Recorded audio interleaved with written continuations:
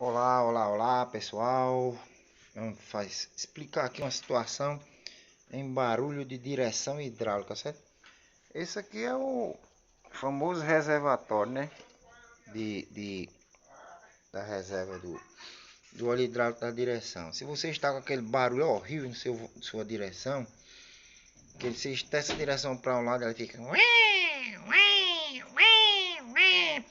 Você já fez limpeza nesse abençoado aqui?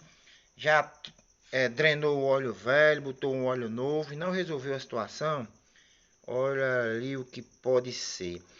O óleo aqui dentro é para ficar instável, certo? Aquela torrezinha ali que você está vendo lá, tem uma peneirazinha, certo? Aí quando aquela peneirazinha rasga, fura, o óleo fica borbulhando aqui dentro, feito um liquidificador, certo? Aí é errado. Aí por isso que pega na bomba e fica fazendo aquele barulho, porque estoura bolhas, certo? As bolhas estouram lá na, na, na bomba de direção e ele fica.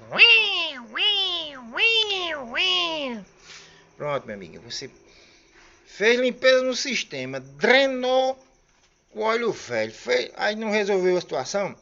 Pode verificar a torre de retorno. Aí. Torre de retorno tem uma peneirinha lá, micro peneira, certo? Se ela estiver rasgada, com certeza o óleo estiver borbulhando aqui dentro, é aquela peneirinha. Aí, meu filho troca esse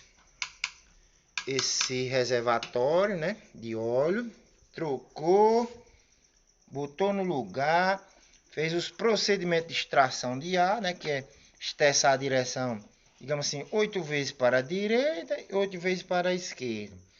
Depois tu dá um toque na partida do carro, para o óleo fazer circular, né, entre a, a bomba, direção e retornar aqui para o reservatório.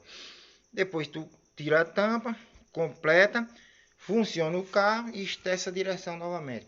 10 vezes para a direita, umas 10 vezes para a esquerda.